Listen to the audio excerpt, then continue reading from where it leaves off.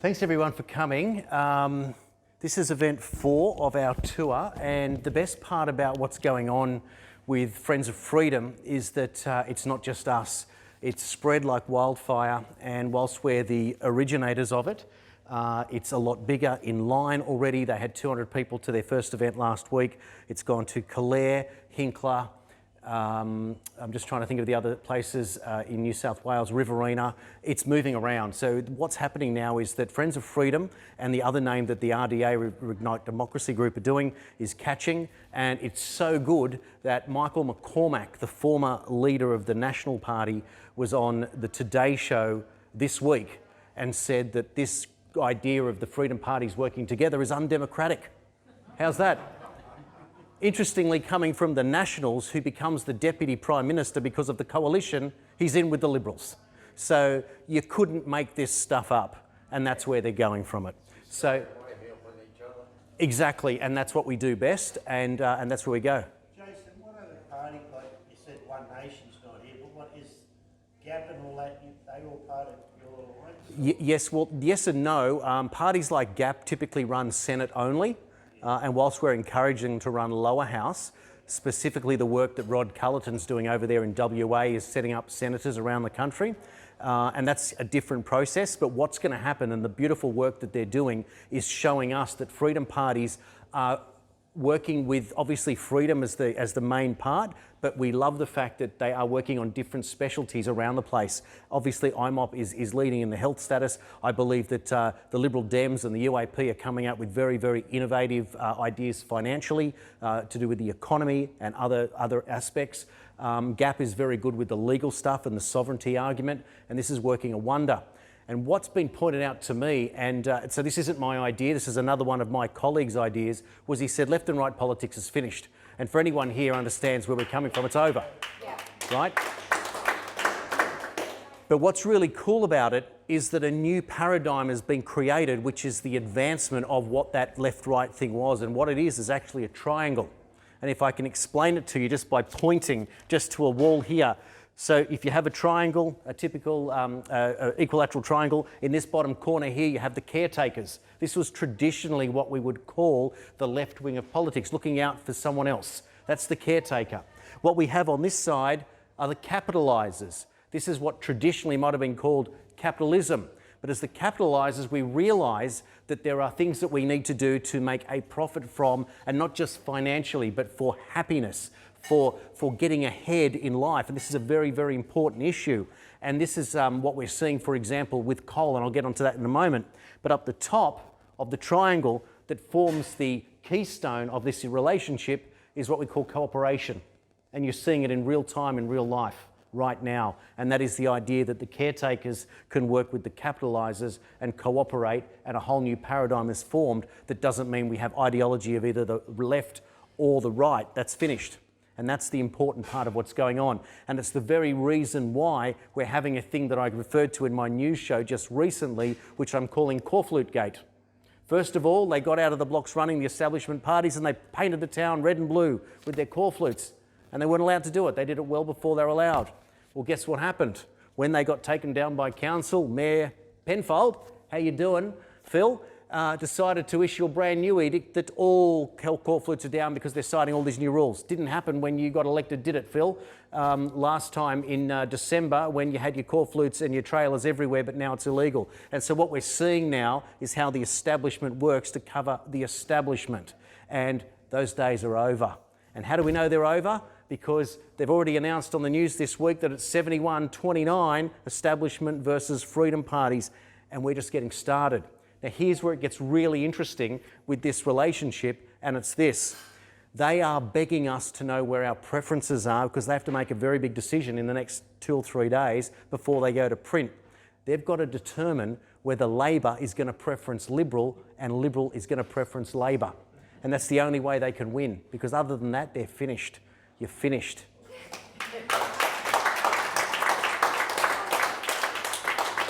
And we did that in one election campaign. Now, we might not win all 151 seats, and we may just win a handful. We may win 20 or 30. But next time, the cooperation in the political triangle that you've seen will determine how all governments around the world are elected from this point on, and it started down under in little old Australia. So pat yourselves on the back, guys. This is just the beginning, mark my words. Now, I want to give you a quick update, and then I'm going to give you some of my policies because that's what we're here for. But I just want to give you some news that you might not have seen this week. So first of all, I told you about McCormack from the Nationals. Second thing Channel 9 came out with this week was a big story about aliens on the Today Show. Anyone see it? They're talking about aliens, and anyone who knows what's going on knows that means you're pretty close to the end and not the beginning, right? They're starting to come up with all sorts of stories, and they like to make up the stories.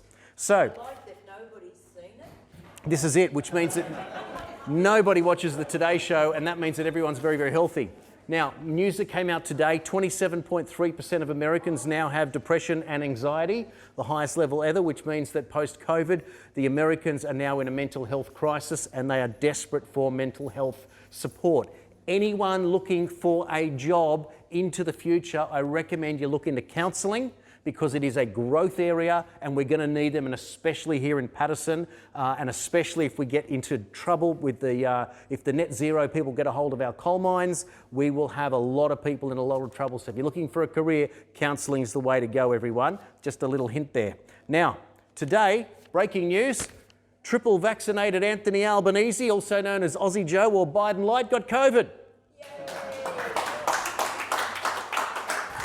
Everyone around him has to wear a mask and be triple jabbed, and he still got it. So the vaccine, how's that working out for you guys? Now, just this week, I did a report yesterday on the comparison between Australia and Nigeria. On what? Not soccer players or athletes falling over, but on COVID statistics. And it turns out that Australia 95% double jabbed versus Nigeria 4% double jabbed. Australia $53,000 a year GDP. Nigeria, $3,500 US GDP. That's the difference. So we're 17 times more wealthy than Nigeria. We have 26 million people. They have 215 million people. Who has more cases of COVID? We do. So I tracked it from Omicron from mid-December to mid-April, so 5-month tracking. Back then we had around 220,000 cases of COVID. They had 250,000 cases of COVID, which at 8 times their population size, they were doing extremely well. Fast forward to 5 months, we've gone from 220-odd thousand to 5.4 million cases of COVID. That's 20% of the country. They've gone from 250,000 to 300,000 cases of COVID in Omicron, the most contagious of all variants of this virus. Go figure. How does that work? In the last period of time, we went from 2,000 odd deaths. We're now over 6,800 deaths. So we've gone up nearly 5,000. They've gone from 2,900 and something to 3,100 deaths. They've gone up 200. In the last 2 months, we've had, oh, by the way, in the last month, 28 days, Australia has got to number 7 in the world for the most cases of COVID. Number 7 in the world, and we've only got 26 million people. We had 1.5 million cases in the last month. Nigeria had 647 cases of COVID in that country. We've had 1,866 deaths. In the last 2 months in Nigeria, they've had 1 death from COVID. One. 4% double jabbed. Now, if you go to Plibersek or you go to whoever else is going to tell you that they just say this, we don't look at those countries. And then when you put the statistics on social media, they go, oh, that's because they don't know how to count their data. Well, that's another furphy, because in Nigeria, they are the biggest sufferers of malaria in the world. 31.9% of all malaria cases come out of Nigeria. There were 240 million cases of malaria last year, which means that there was 80 million cases in Nigeria alone. They lose 250,000 people a year to malaria, despite using anti-malarial drugs, but they don't include ivermectin and they don't include hydroxychloroquine. So that gives you an idea of how this thing is being managed and the story that we're not being told. All right, so that's a bit of the update on the news. Now let me tell you about me and the UAP. I was a TV producer for 12 years. It took me 20 years to get into that job, and I absolutely adored doing that job.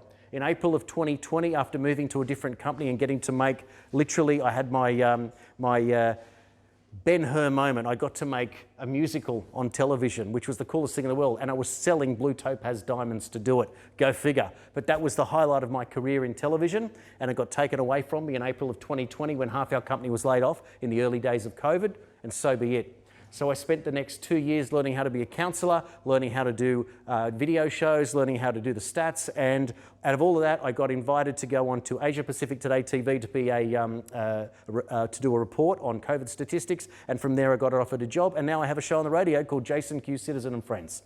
I love doing it, get paid to do it, and I sit at home and do it, and I talk to people all around the world, and so it proves that anyone can do anything in this world as long as you do what you want to do. And that is what freedom parties are all about. We are freedom parties. That means no one gets to tell us what to do, especially authorities that don't even know what they're talking about, and every single day we prove it again and again and again.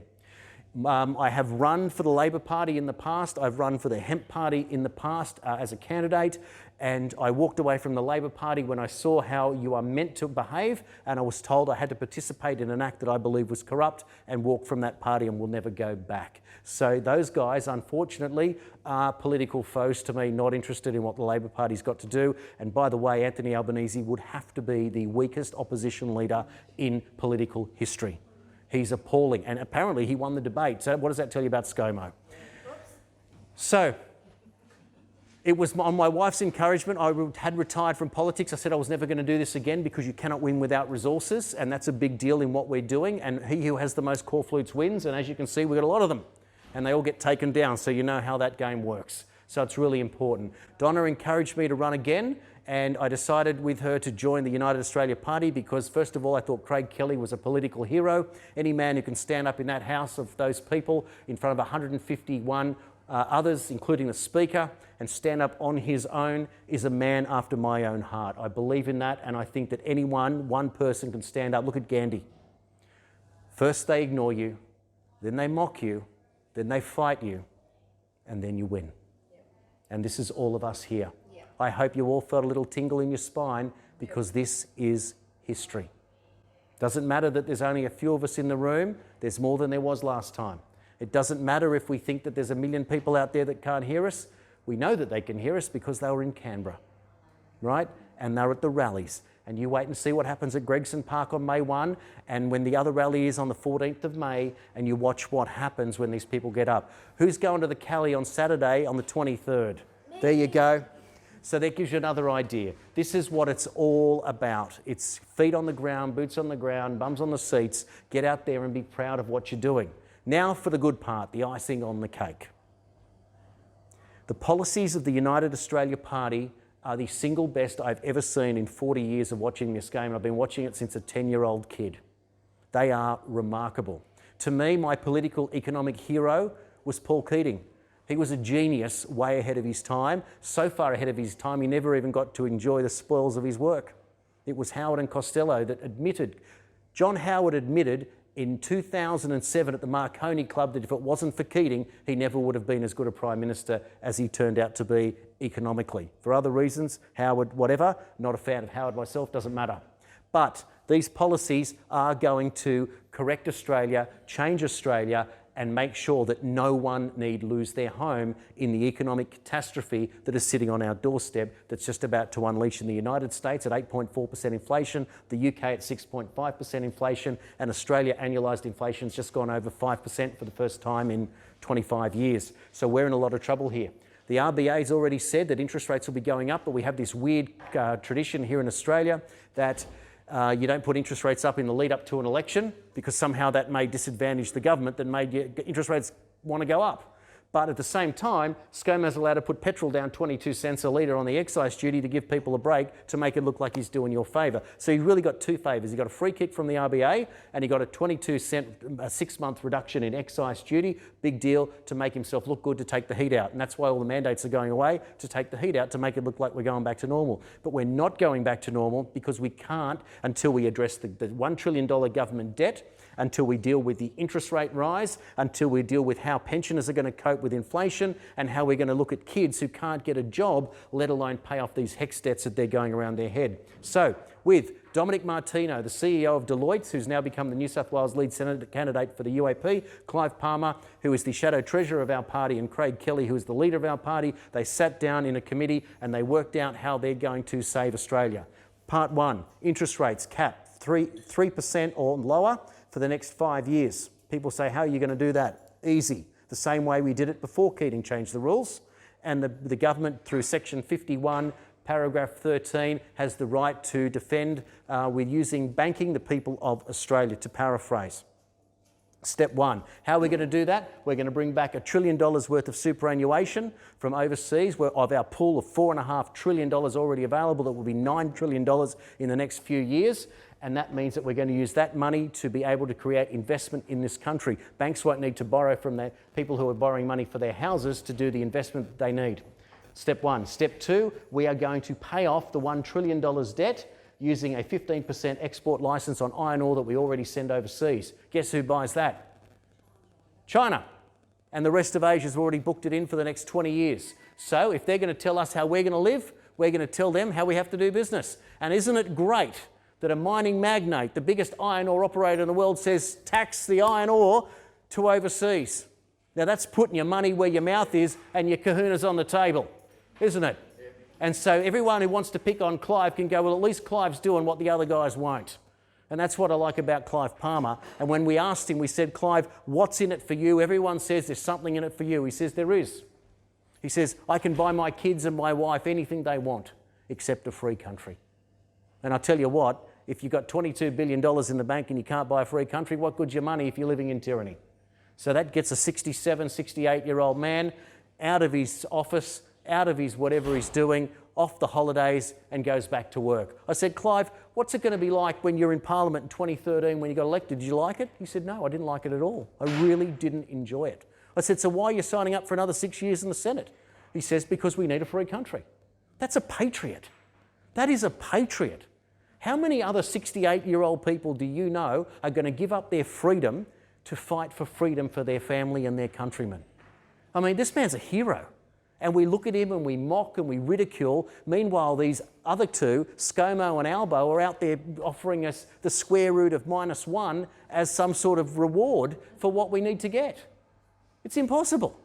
And this is what we tolerate. But we don't need to do that anymore. So we need to know who we're going to back and who we're going to get on with in terms of fixing our country.